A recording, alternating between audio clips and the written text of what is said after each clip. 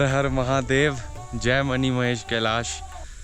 दोस्तों, स्वागत है आपका आज के एक और नए ब्लॉग में। हम पहुंच चुके हैं मनी महेश कैलाश। सामने आप देख रहे हैं डल झील और ऊपर जो पूरा का पूरा एक एरिया है जो कि बादलों ने इस हिसाब से कवर किया हुआ है कि ऐसा देखने में लग रहा है कि भोले बाबा जो है वो अंतर ध्यान हो चुके हैं। सुबह तकरीबन 6:30 के करीब हमने जो है वो स्नान किया और जो पानी था वो बहुत ही ज़्यादा वाला ठंडा, बहुत ही ज़्यादा वाला चिल्ड था।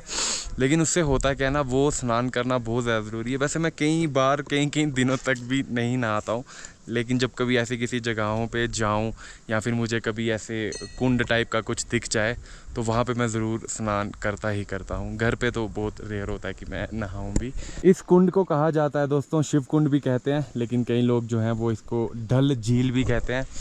और स्नान करना इसीलिए ज़रूरी है अर्ली मॉर्निंग, क्योंकि आप जब ये ठंडा वाला पानी आपके शरीर के ऊपर आप खुद अपनी इच्छा से फेंकेंगे ना बाल्टी में, या फिर आप डुबकी लेते हैं। हालांकि डुबकी लेना मतलब वो थोड़ा सा गहरा कम था, तो इसी वजह से सेंटर में हम लोग जा नहीं सकते। इस कुंड की एक मान्यता है कि इसके मान्यता नहीं एक्चुअल में है कि इसके सेंटर वाली तरफ ना, वो वहाँ वाली तरफ जो है वहाँ पे ज़मीन नहीं है नीचे। मतलब जैसे मानसर, सुरिनसर वाले स्पॉट्स हैं, लेक्स हैं, वैसे ही जो है डल झील जो है शिवकुंड जो है वहाँ पे भी बोला जाता है। तो ज़्यादा बीच में कोई जाता नहीं है।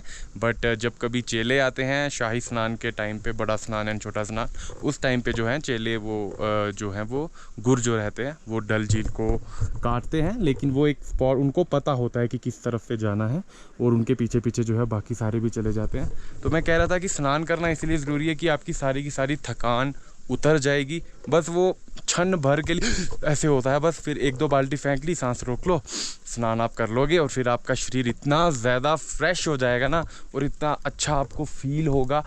और एक चीज़ आपको बताऊं दोस्तों, शिव कुंड से ज़्यादा ठंडा पानी जो है वो भरमानी माता का है। वहाँ पे हमने शाम को 7:30 बजे के करीब स्नान किया था। यहाँ पे हमने जो है वो किया है सुबह 6:30 बजे। और अब मेरा ना ऐसे शरीर ऐसे खुल सा गया है। मतलब मेरा ना एक्चुअल में बोलने का मन कर नहीं रहा है, ब्लॉग बनाने का भी मन कर नहीं रहा है। मैं ऐसे ही मतलब बस बना रहा हूँ कि चलो कोई बात नहीं। यहाँ पे बैठे हुए हैं पवन सुत हनुमान की जय, जय पवन सुत हनुमान, श्री हनुमंताय नमः। अब मैं आपको कैलाश मनी महेश की आप सभी को जानकारी होगी ही, जिनको नहीं पता उनको थोड़ा सा मैं बता देता हूँ कि यही वो कैलाश है, द्वितीय कैलाश कहते हैं इसको, जहाँ से रावण का आपने अगर सुना होगा तो उसने एक टाइम पे कैलाश पर्वत उठाने की कोशिश करी थी। दैन महादेव ने जो है अपना भार उस पर रख दिया, तो फिर उसके हाथ दब के दैन उसने जो है शिव तांडव स्तोत्रम गाया, जो कि जैसे प्रफुल्ल नील पंकजा प्रपंच काली माँ प्रभाबलंब कंठ कंडले, इस प्रकार। तो वो यही मनी महेश कैलाश है। उसके अलावा जब कार्तिक स्वामी जी और गणेश जी को एक टास्क दिया गया था कि जाओ पूरे ब्रह्मांड के चक्कर काट के आओ, तो कार्तिक स्वामी चले गए थे सारे के सारे तीनों ब्रह्मांडों में घूमते देखने के लिए कि कैसी है सृष्टि। तो गणेश भगवान जो है उन्होंने परिक्रमा कर ली माता पिता की, वो जो है वो भी मनी महेश कैलाश की ही है। और मनी जो है, मनी एक्चुअली 2 प्रकार से यहाँ पे जो है प्रज्वलित होती है। एक रहता है जिस पे आपको सनराइज़ के टाइम पे मतलब सूर्यदेव जो हैं वो इस प्रकार से कुछ सनराइज़ होता है कि समर्स में लेफ़्ट वाली तरफ से एंड विंटर्स में राइट वाली तरफ से। बट कभी भी जो मनी महेश कैलाश का सेंटर वाला पॉइंट है यहाँ पे कि पिंडी रूप में महादेव विराजमान है। आपने देखा होगा सुबह हमने आपको दिखाया था, अभी तो हम आपको दिखाने में सक्षम है नहीं। दर्शन जो है असल में वो बाकी टाइम पे हो ना हो, but early morning and evening के टाइम पे आपको ज़रूर होंगे। कल शाम को जब हम आए थे तब भी हमें दर्शन हो गए थे, और अभी सुबह भी हो गए हैं। सुबह जो है मनी महेश कैलाश क्यों कहा जाता है, मनी महेश कैलाश इसलिए कहा जाता है कि सनराइज़ जब होता है तो वो सबसे पहले ऐसा कहते हैं कि इस पूरे रीजन में जो है सबसे पहले मनी महेश कैलाश से, अगर आप इस वाले साइड पे खड़े हैं तो एक ना ऐसे मनी बन जाती है, ऐसे करके थोड़ी सी देर के लिए वो रहती है। तो सनराइज़ कुछ इस प्रकार से होता है कि इतनी ज़्यादा शांति मिलती है ना दोस्तों, वो देख के इतना ज़्यादा सुकून मिलता है। ये हो गया सनराइज़ के टाइम पे। अब नाइट के टाइम पे भी एक मनी चमकती है, जब अंधेरा हो चुका होता है तब भी एक मनी चमकती है। अब वो कहीं कहते हैं वो शेषनाग की है, कहीं कहते हैं महादेव की है, जो भी है। लेकिन वो अगर आपको देखनी ही देखनी है तो बाकी दिनों में शायद आपको मौसम साफ़ हो, कई बार दिखती है कई बार नहीं। राधाष्टमी पे एंड जन्माष्टमी पे 100% आप आइए, रात को यहाँ पे स्टे करिए, आपको ज़रूर मणि के दर्शन होंगे। ऐसी कई अनंत कहानियाँ हैं जिसमें कि कोई भी आज तक जो है मणिमहेश कैलाश के ऊपर जो है वो चढ़ नहीं पाया है। ना आज के टाइम पे ना पुराने वाले टाइम पे। एक बाबा आए वो भी पत्थर के बन गए, गद्दी आए वो भी पत्थर बन गए, उनकी बेड़ें थी वो भी पत्थर की बन गई, एंड कौवा वो भी पत्थर का बन गया। अगर आप क्लोज़ वाली तरफ जाना नहीं चाहिए।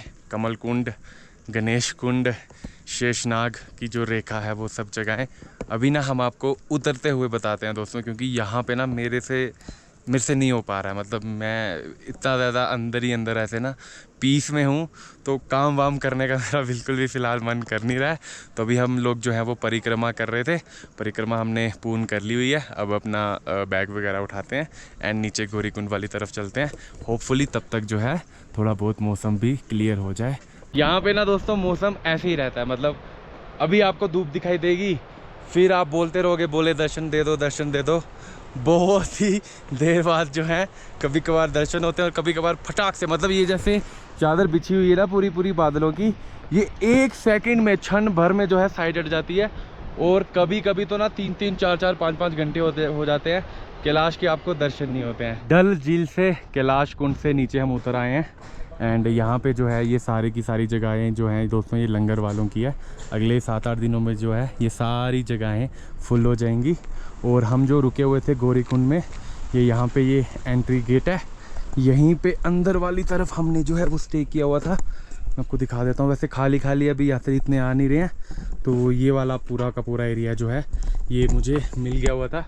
अब मैं आपको रेट वगैरह बता देता हूँ कि यहाँ पे अगर आप अभी आएंगे, क्योंकि अभी ऑफिशियल यात्रा स्टार्ट नहीं हुई है, तो आपसे जो है प्राइस चार्जेस जो लिए जाएंगे नॉर्मली 400, 500, 600 रुपये ऐसे वो बोलते हैं बहुत सारे लोग। बट जो रेट है जेन्युइन, जो अच्छे लोग होंगे, अच्छे अंकल, उनको पता है कि क्या रेट रहता है, तो सब लोग आपसे 300 रुपया ही चार्ज करेंगे, चाहे आप कहीं भी रुकिए। 300 रुपीज़, उसमें आपको जो है एक टाइम का खाना भी मिल जाएगा। वाला जो रास्ता चला जाता है ना, ये जाता है कमल कुंड, गणेश कुंड, और ये जो आपको नदी आती हुई दिख रही है इसको बोलते हैं शिव ग्रोत्री। ये वाले पॉइंट पे ना आपका सभी का, मनुष्यों का जाना जो है वो वर्जित है, ऐसा लोकल्स का एंड बाकी जो यहाँ पे लोग रहते हैं उनका मानना है कि त्राहिमाम होता है, महादेव जो है वो रुष्ट हो जाते हैं। आपको ऐसी वाली जगहों पे इंसानों को नहीं जाना चाहिए, क्योंकि कमल कुंड में ऐसी मान्यता है कि देवता सुबह अर्ली मॉर्निंग ब्रह्म मुहूर्त में जो है वो स्नान करने के लिए आते हैं। तो पिछले साल जो है काफ़ी सारे लोग एक स्पेसिफिक रीजन के वहाँ कमल कुंड में जाके वो स्नान कर रहे थे, और ऊपर भैया मिले थे, वो कह रहे थे कि जोड़े जो रहते हैं वो साथ में यहाँ से जा रहे थे, और कुछ ऐसी ऑब्सीन एक्ट, कुछ ऐसी हरकतें थी जिसका भुगतान जो है सभी के सभी मणिमहेश में रहने वाले श्रद्धालुओं का, यात्रियों का, लोगों को भुगतान करना पड़ा है। ये एरिया है जी गौरी कुंड। यहाँ पे अभी जो है आने वाले यात्रा की तैयारी चल रही है, और ये जिस पॉइंट पे मैं खड़ा हूँ ना दोस्तों, यहाँ से लास्ट टाइम जो है हम लोग कैलाश मणिमहेश के दर्शन कर रहे हैं। अब जो है इसके बाद हम लोग अगला जो टर्न लेंगे, देन मणिमहेश कैलाश जो है वो पहाड़ियों के पीछे विलुप्त हो जाएंगे। वैसे भी अभी बादलों ने कवर ही कर रखा है, तो लास्ट माथा जो है वो मैंने टेक लिया हुआ है। अब हम लोग जा रहे हैं नीचे वाली तरफ। ये जो आपको कुंड दिखाई दे रहा है इसको कहा जाता है दोस्तों गौरी कुंड। सभी की सभी महिलाएं जो हैं ज़्यादातर वो यहीं पे स्नान करती हैं। सामने जो है गौरी माँ, माँ पार्वती जी विराजमान है। और मेरी एक बार फिर मैं बोल दूं कि वैसे तो डल झील पे जो है वो महिलाओं के लिए स्नान गृह बनाया गया है, क्योंकि वक्त थोड़ा बदल गया तो लोग बोलते हैं, पर अगर हो सके मेरी विनती है जितनी भी महिलाएं आ रही हैं, बहन, बेटियां, माएँ, यहाँ पे स्नान करें, गौरीकुंड में स्नान करें। गौरीकुंड में स्नान करने के बाद फिर आप जो हैं ऊपर डल झील के पास जाके वहाँ पे मणिमहेश कैलाश के दर्शन कर सकते हैं, और आपको गौरीकुंड से भी जो है मणिमहेश कैलाश के दर्शन हो सकते हैं। हर हर महादेव। प्लीज़ हो सके तो इसका थोड़ा ध्यान रखिए।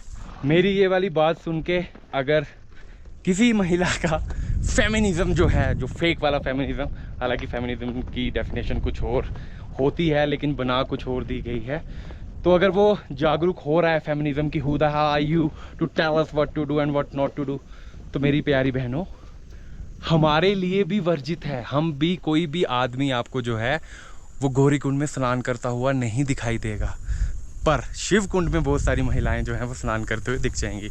तो अगर कहीं पे किसी भी जगह पे जो है वो नियम बनाए गए हैं तो उनको फॉलो करो। अगर कहीं पे लिखा हुआ है कि महिलाओं को नहीं जाना है, तो ऐसी बहुत सारी जगहें हैं जहाँ पे आदमियों का जाना भी वर्जित है। चंबा में सुई वाली माता जी का जो जागरण होता है, वहाँ पे जब मेला लगता है तो जो पूजा अर्चना है उसमें आदमी लोग नहीं करते हैं, उसमें महिलाएं ही करती हैं। आदमी तो कभी नहीं बोल रहा कि who the hell are you. Follow करिए, नियम अनुसार जो है वो यात्राएं करिए। और अब हम लोग जो जा रहे हैं दोस्तों, वो हम जा रहे हैं बंदर घाटी की ओर से, क्योंकि एक रास्ता हमने आपको आते हुए दिखा दिया, एक रास्ता हम जो है आपको वो जाते हुए दिखाएंगे, और साथ ही में आपको जो है वो शिव घराट भी तो दिखाना है।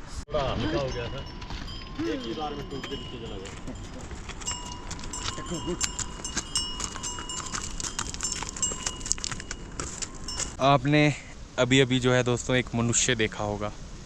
आपकी नज़रों में वो मनुष्य होगा जो कि घोड़े के ऊपर बैठा है, पर मेरी नज़र में वो घोड़े के ऊपर एक गधा बैठा हुआ है। जो कोई भी यात्रा कर रहा है ना मणिमहेश कैलाश की, जिसने भी कभी कभी कहीं भी कोई भी यात्रा करी है, जब आप ऊपर वाली तरफ जाते हो तो आपको एहसास होता होगा कि आपके पाँव, आपकी टांगें, आपकी फेफड़े, आपका गला, आपकी नाक, आपकी आँखें, कितनी ज़्यादा परेशानी होती है, कितना ज़्यादा हम लोग थक जाते हैं। और हम बोल पाते हैं, हम ना बोलते हैं कि हम थक गए, हम ऐसा हो गया, हम और नहीं चलेंगे। जब इच्छा होगी, जैसे मेरी अभी इच्छा हुई, मैं यहाँ पे बैठ गया। घोड़े बोल नहीं सकते, और दिन में 3-3, 4-4, 5-5 चक्कर तुम इन पे लगवा रहे हो। कोई रिस्ट्रिक्शन नहीं है, पता है, कोई भी एक अकाउंटेबिलिटी नहीं है। जब कभी कोई घोड़ा जो है वो उसकी कुछ दिक्कत हो जाती है, कितने सारे केदार वाली तरफ भी, मणिमहेश वाली तरफ भी, अमरनाथ वाली तरफ भी आपको घोड़े जो हैं, जैसे ये जगह है इसके नीचे वाली तरफ आपको गिरे हुए मिल जाएंगे। फेंक देते हैं लोग, पता नहीं क्यों करते हैं ऐसे, और कैसे इनकी यात्रा जो है वो सफल हो पाती है। इस आदमी की जो एज है वो 25-26 होगी, 26 से ऊपर नहीं होगी। ये आदमी ऊपर जो है त्रिशूल लेके आया हुआ था।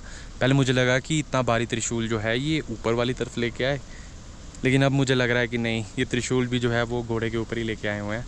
और वहाँ पे त्रिशूल को जैसे से घुमा रहे थे, शंभू बम बम बोले, मेरी यात्रा सफल हुई महादेव, ऐसे करके। पाखंड, घोड़े पे तुम आ रहे हो, 25 साल के तुम हो, तुम क्या कर रहे हो? किसी को लग गई कोई यहाँ पे ना विकलांग लोग भी जो है ना वो भी अपने घुटनों पे चल के आते हैं, जिनके पाँव नहीं है, हमने वो भी देखे हुए हैं। कोई बुजुर्ग है, किसी को प्रॉब्लम होगी, किसी का एंकल ट्विस्ट हो गया तो समझ आता है, ठीक है कोई रीज़न था, नहीं हो पाया। तुझे क्या तकलीफ़ है भाई? तुम्हारी यात्रा महादेव महादेव महादेव। भैरव घाटी वाले रास्ते पे ना चट्टानें ही गिरी हुई थी, मतलब एक पूरा पहाड़ था, उसकी मोटी मोटी इतनी बड़ी बड़ी चट्टानें जो हैं वो एक ही पॉइंट आया था जहाँ पे गिरी थी। अदरवाइज़ चढ़ाई ज़्यादा थी, लेकिन इतना ज़्यादा कोई दिक्कत वाली बात थी नहीं, लैंडस्लाइड एंड ऑल। लेकिन यहाँ वाली तरफ अगर आप देखेंगे तो ये सारा का सारा मलबा जो है नीचे की तरफ आ रखा है। हालांकि रास्ता बनाया तो गया है, और घोड़े वगैरह जितने भी है ना, घोड़े वाले जितना भी सामान लेके जाते हैं, ओहो यहाँ तो बर्फ़ जमी हुई है, ये देखो। ओह ठंडी तो है यहाँ पे। नीचे वाली तरफ आप देखो कितना ज़्यादा कोहरा हो रखा है। इस वाले पॉइंट पे ज़्यादा रुकना सही नहीं है, जल्दी जल्दी ये वाला एरिया जो है वो हम कवर करते हैं। ओम नमः शिवाय। जल की धारा जो है वो भी आ रही है, और ये पूरा ऊपर ग्लेशियर है, ग्लेशियर फट चुका है ये ना। जब त्राहिमाम हुआ था पिछले साल तो ऐसे वाले पॉइंट जो है ये सारे मल्टीपल मिल के ना, नीचे देखो आप पूरा ये घिरा हुआ है। फिर वो नीचे कितना ज़्यादा मलबा हुआ था, बहुत ज़्यादा परेशानी हुई थी। नीचे उतरते टाइम भैरव घाटी से ना आते हुए बंदर घाटी से हम लोग जिस वजह से आए थे वो है दोस्तों ये शिव घराट। यहाँ पे आप देख सकते हैं, यहाँ पे ना नेपाली बाबा बैठते हैं। अभी वो इस समय है नहीं, दूसरे वाले बाबा हैं। और हम लोग एक बार जो है यहाँ पे रात भी बिता चुके हैं, जिस टाइम पे बहुत ही ज़्यादा तेज़ वाली बारिश हो रही थी। तो शिव घराट की मैं आपको थोड़ी सी कहानी बता देता हूँ। ऐसा बोला जाता है कि दुनिया की सबसे पहली जो चक्की है जिस पे कि आटा पीसा जाता है वो यहीं पे है, शिव घराट। और महादेव का जितना भी परिवार है, जितने भी गण हैं, गंधर्व हैं, सबके लिए जितना भी अनाज है वो यहीं पे बनता है। मान्यताओं के अनुसार जितने भी लोग अभी यात्राएं जब प्रारंभ होंगी तो यहाँ वाली तरफ अभी आपको राजमा वगैरह दिख रहे होंगे, लोग गेहूँ बाकी सब चीज़ें भी जो है मक्की वगैरह सब यहीं पे जो है अर्पण करते हैं, ताकि उनके घर पे जो है अनाज में वो बरकत हो सके। अगर आपको शिव घराट की जो है वो आवाज़ सुननी है, आपको एहसास लेना है कि घराट चल रहा है कि नहीं, तो इस वाली तरफ अगर आप कान लगाएंगे तो आपको जो है पानी की आवाज़ आई देगी। शायद से इसके पीछे वाली तरफ आपको पता ही है कि पहाड़ों के अंदर अंदर से पानी निकलता जाता है। और अगर आप इस वाली तरफ ध्यान लगा के सुनेंगे तो जो चक्की चलने की आवाज़ है वो आपको आएगी। उसके लिए आपको आपका जो कान है वो यहाँ पे 1-2 मिनट के लिए लगा के ध्यान लगाना पड़ेगा। अगर किसी ने कभी भी चक्की चलने की आवाज़ सुनी हुई है तो वो आप यहाँ पे आके रिलेट कर लेगा। वो देखो उस वाले रास्ते से पूरा पार से होते होते अब यहाँ से दिख रहा है कि कितनी कठिन वाली चढ़ाई हम चढ़ के आए हुए हैं। और जब हम लोग उस वाली चढ़ाई पे थे ना, तब वहाँ से ये वाली चढ़ाई जो है वो देखने में कठिन लगती थी। और यहीं से नीचे वाली तरफ ना एक पॉइंट आता है जहाँ पे फाटा फॉल, वो वाटरफॉल वाला एरिया है। तो क्योंकि इस वाली जगह से वो दिखाई नहीं दे रहा है, साथ ही में एक इन्फॉर्मेशन और है कि जो लोग भी भैरव घाटी से जा रहे हैं दनछो के बाद, और उसके बाद आगे जाके ना एक रास्ता कट जाता था शिव घराट के लिए, मैंने कल के ब्लॉग में भी दिखाया था, लेकिन वो उस वाली तरफ से दिखाया था। आज मैं आपको जो है नीचे जाके, अभी हम लोग यहाँ से ये पूरा यू ऐसे करके जाएंगे, फिर वहाँ की आपको इन्फॉर्मेशन देनी है, वो जो लैंडस्लाइड वाला एरिया हो रखा है, उसके बाद यहाँ से हमको वापस आना है, बिकॉज रास्ता हमारा जाने का यही है। लेकिन इन्फॉर्मेशन देने का कीड़ा है ना मुझ में, तो मैं नीचे जा रहा हूँ, अभी आपको दिखाता हूँ। 3 से 4 पॉइंट है जहाँ पे कि वो लैंडस्लाइड हो रखी है। ये देखिए दोस्तों, यहाँ वाली तरफ और इसके आगे वाली तरफ जो है, ये तीनों पॉइंट से ना लैंडस्लाइड हो रखी है और ये रास्ता बंद हो चुका है। मतलब आप लोग अगर भैरव घाटी से पहले आते थे तो भैरव घाटी से होते हुए आप यहाँ से होते हुए शिव घराट ऊपर पहुँच जाते थे। अदरवाइज़ वहाँ से पार करके भी आप वहाँ वाली तरफ, वो ऊपर शिव घराट है, वहाँ जा सकते थे।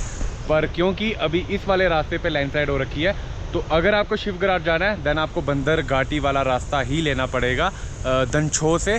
तो अगर आप भैरव घाटी से जाना चाहते हैं तो आप फिर शिव घराट जो है वो वापसी करते टाइम ही आ पाएंगे। इकलौती जिस चीज़ का डर था वही हो रहा है। शिव घराट से ना तकरीबन 400-500 मीटर हम नीचे उतरे होंगे, उसके बाद बारिश हुई स्टार्ट ताबड़तोड़। और अभी वैसे जो है वो कम हो गई है, लेकिन फिर भी बारिश तो हो चुकी है ना। तो ये जो पत्थर हैं ये वाले, इन पे हो गया बहुत ही ज़्यादा वाला स्लिप। चढ़ाई के टाइम पे तो फिर आप ग्रिप बना लेंगे, उतराई के टाइम पे तो पैर ना ऐसे स्लिप ही मारते हुए जाते हैं। और दनछो जो है वो नीचे रहा, अभी भी हमें 800 मीटर के करीब जाना है। लेकिन ऐसी कोई घबराने की बात नहीं है, क्योंकि हम सब सामान, सौदा पानी सब लेके चले हुए हैं। अब देखो मैं जादू बन चुका हूँ। जो भी आओ अपने साथ छाता, रेन कवर, एक extra pair of shoes and 2-3 extra pair of socks ज़रूर लेके आना, नहीं तो दिक्कत हो सकती है। ओहो 2 बार पैर स्लिप होता हुआ बचा है। वजह पता है क्या है उसके पीछे? कि मैं ये वाले नज़ारे देख रहा था कि वाह, और यहाँ तक नहीं ऊपर तक यार, जाते हुए ये दिखाई नहीं दिया, मैं वहाँ वाली तरफ से ऊपर हो गया हुआ था। वाह, आगे। अरे 1 मिनट, अब मैं ना पत्थरों पे पैर रखना थोड़ा अवॉइड कर रहा हूँ, क्योंकि पत्थर पे जो है पैर ज़्यादा फट मार रहा है। मिट्टी चाहिए, मिट्टी। भीगते भिगाते हुए पहुँच चुके हैं हम लोग दनछो तक। और यहाँ पे आप देखिए महादेव का कितना विशाल शिवलिंग, और ऊपर सर्प, और बीच में लिखा हुआ है श्री राम।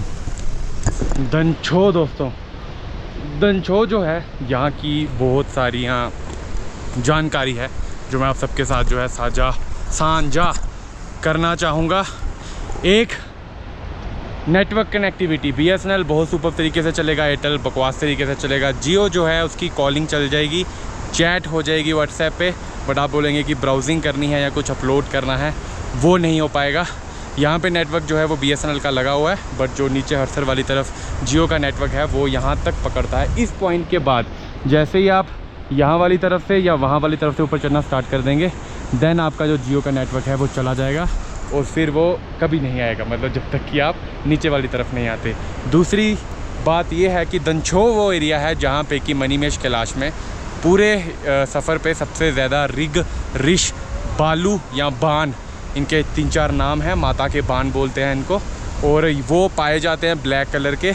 तो वो यहाँ पे अक्सर दनछो वाले एरिया में देखे जाते हैं। एंड घोड़े वालों को बहुत बार देखे गए हैं, गायें खाते हुए बहुत बार देखे गए हैं। लंगर के टाइम पे जब लंगर चलते हैं तब वो लंगर का खाना जो बचा होता है जहाँ पे वो साइड पे रखते हैं, वो वाला खाना वो खाने के लिए आ जाते हैं। और मुझे ऊपर एक अंकल जी मिले थे, वो मुझे बता रहे थे कि रिश अगर आपको मिल जाए, मतलब कि बालू अगर कभी आपको मिल जाए और उतराई वाली जगह हो, तो आप नीचे वाली तरफ उतरिए, क्योंकि उसके जो बाल होते हैं ना, जब वो नीचे की तरफ उतरता है तो उसकी आंखों के आगे वो बाल आ जाते हैं, तो उसको दिखाई नहीं देता। अगर आप ऊपर की तरफ चढ़ेंगे तो उसके बाल पीछे हो जाते हैं आंखों की तरफ, फिर वो आपको फाड़ देगा। और भी कई सारे तरीके हैं, बहुत सारे तरीके हैं, लेकिन वो जो किताबों में हमको बचपन में पढ़ाया गया ना कि अपनी सांस रोक लो, वो मत करना भाई, फाड़ देगा वो। रात को खाना खाया था, कल पूरा दिन खाना नहीं खाया था। 5:15 बजे हमको ऊपर परांठा मिल गया हुआ था। उन्होंने हमसे 50 रुपये लिए थे एक परांठे के, मतलब एक रोटी थी उसको उन्होंने फ्राई किया और उसके 50 रुपीज़ लिए थे। और आज जो है हमें 50 रुपये में दनछो में ये आलू प्याज वाला जो है वो परांठा मिल गया हुआ है। साथ में हमने ले लिया चाय। चाय का रेट जो है 20 रुपये। मैं सब लोगों को बता देना चाहता हूँ, जितने भी लोग यात्रा कर रहे हैं, जब तक लंगर नहीं लगते हैं या फिर लंगर सुविधा में अगर आप लंगर की सुविधा नहीं लेते हैं, कहीं पे भी कुछ खाते पीते हैं, तो सबसे पहले रेट ज़रूर पूछिएगा कि चाय का कितना रेट है, परांठे का कितना रेट है, क्योंकि बाद में कहीं पे 20 की चाय, कहीं पे 15 की, तो कहीं पे 60 की भी आपको मिल सकती है। तो पराठा वगैरह खाते हैं। अभी वैसे भी बाहर वाली तरफ जो है वो बारिश हो रही है, तब तक होपफुली बारिश रुक जाए, फिर निकलते हैं नीचे वाली तरफ। अगला जो खाना है वो हम लोग इधर हड़सर या फिर भरमौर में करेंगे। 11 बजे के करीब हमने गौरीकुंड से जो है वो नीचे वाली तरफ का सफ़र तय किया था और तकरीबन 1 बजे के करीब जो है हम लोग दनछो में पहुंच गए थे। और आपको पता है दोस्तों अभी क्या वक्त हो रहा है, मैं अभी भी दनछो में ही हूँ। वो देखिए ऊपर वहाँ पे दनछो है, बस 300-400 मीटर ही नीचे आया हूँगा।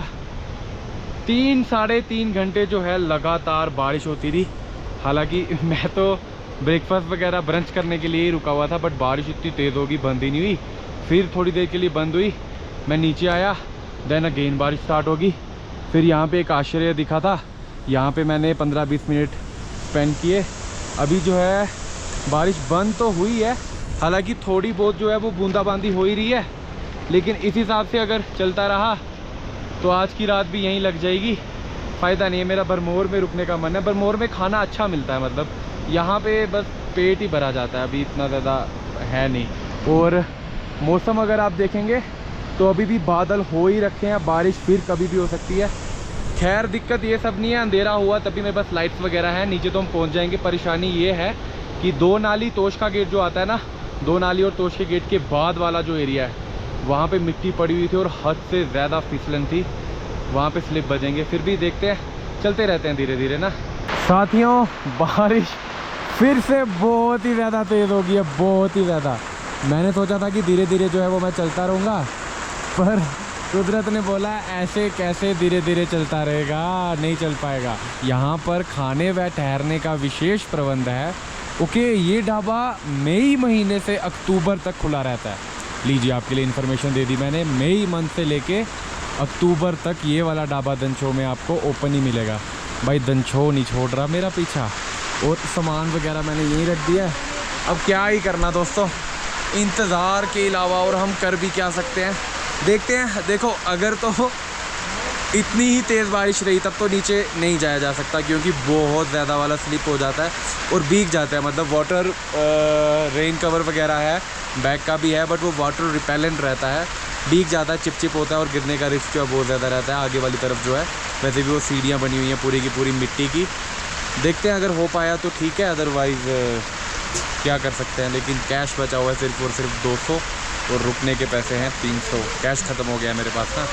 चलो करते हैं कुछ ना कुछ, देखते हैं क्या होता है। ढाबे वाले भैया जो हैं वो तो 400 रुपये पे अटक ही गए। मैंने उनको बोला, मैंने कहा भैया गौरीकुंड में 300 रुपये लग रहे हैं, शिवकुंड में 300 रुपये लग रहे हैं, नीचे वाली तरफ 300 रुपये लग रहे हैं।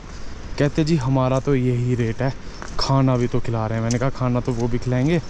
फिर ना वो ना एक्चुअली अंदर ना बारिश पड़ रही थी, तो अंदर गायें आ रही थी एक, और एक घोड़ा आ रहा था, तो उनको ना बार बार बाहर धकेल रहे थे। तो मुझे बड़ी ऐसे ना नेगेटिविटी सी लगी, तो मैं एट लास्ट जो है वहाँ से फिर निकल के आ ही गया। मैंने कहा देखी जाएगी, कोई नहीं, धीरे धीरे चलते रहते हैं। अगर इन केस बहुत ज़्यादा तेज़ होगी तो फिर कहीं ना कहीं रुक जाएंगे, आश्रय कुछ ना कुछ मिल ही जाएगा। बाकी जो महादेव की इच्छा, जितना हो सके उतना सफ़र तय करने की कोशिश करते हैं।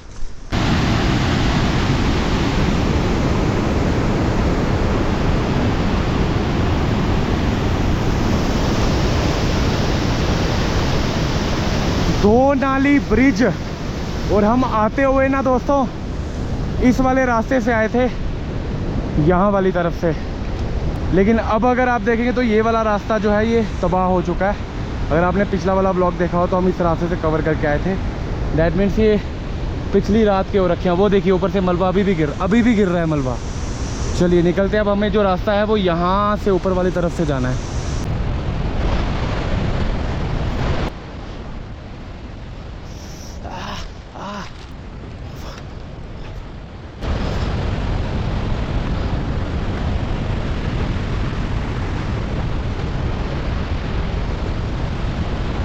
जय बोले। क्या ही दलदल था भाई, वो क्या ही दलदल था।